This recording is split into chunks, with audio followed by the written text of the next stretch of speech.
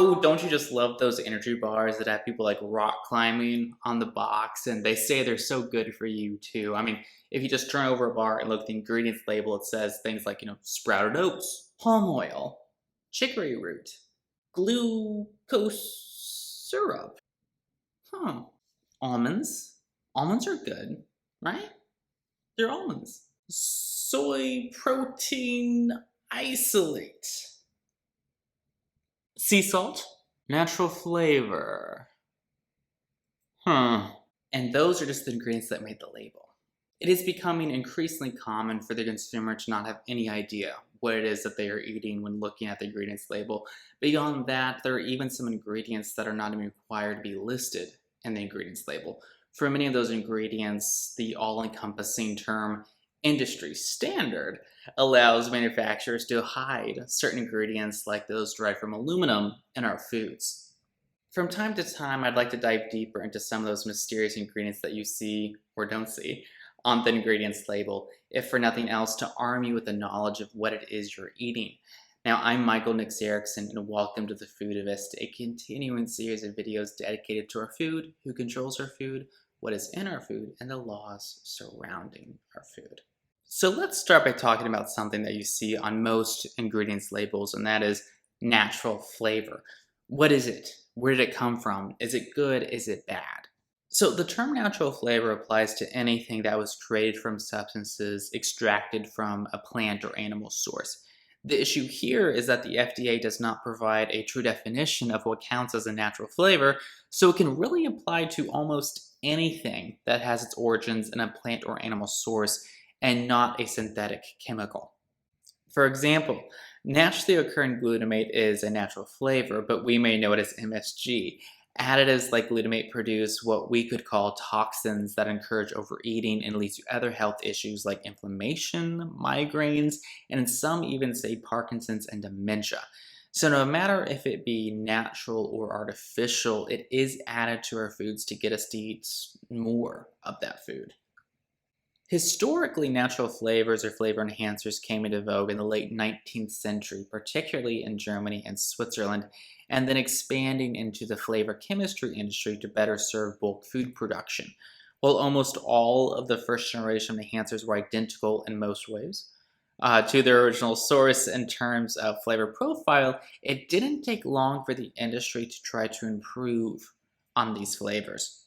Now, what may be considered the king of the flavor chemistry world, I'm talking about MSG, was invented by a Japanese chemist named Kikuna Akade.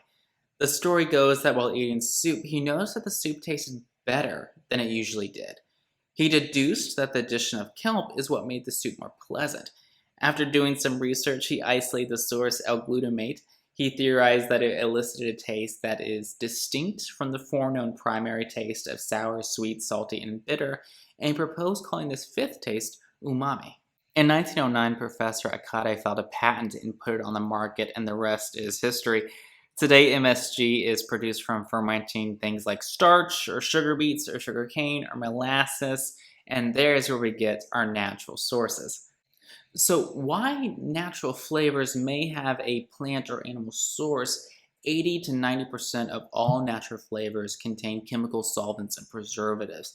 While these chemicals are considered, safe by the government, they are, in my opinion, not what they portray themselves as. For many of us, seeing something like natural flavor on a box implies that the ingredient is, it's natural.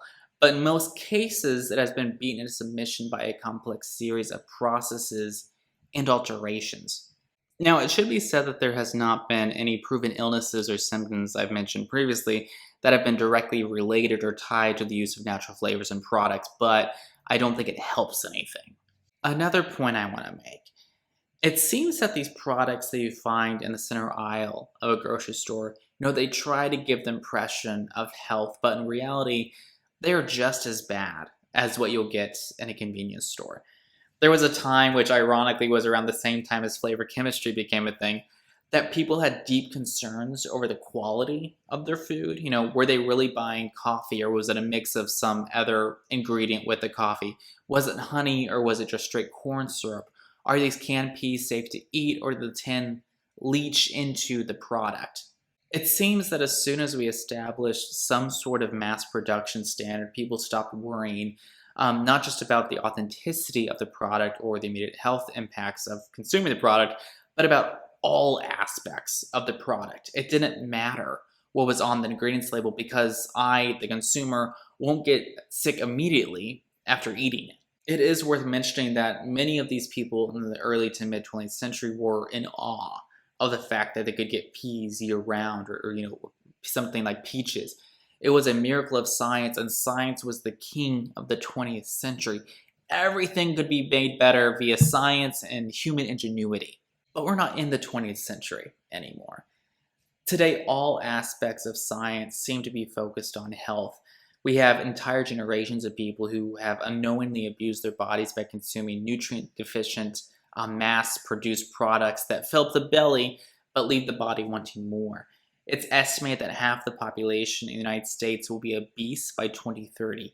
The CDC estimates that 92% of all US adults are deficient in at least one vitamin or mineral, and they link that issue to the prevalence of processed foods in the American diet. These products, from the energy bars with like mountain climbers on the carton to a box of cookies, are products that exist to make a corporation money. And I don't fault them for that. I say, go for it, try the best you can. But let's not pretend that these products are good for us just because they put, a picture of a pasture or it says organic on the box. Natural flavors, in quotes, exist to make the product more addictive or to cover up the damage that is done to the real food items during processing. These chemicals hide the fact and confuse your taste buds and your smell receptors into thinking you are consuming something fresh when it actually may be fairly old. Word of the wise: look at the label. If it says natural flavor, just assume it's MSG and put it back down. I'm Michael Nicks-Erickson, and I'll see you next week.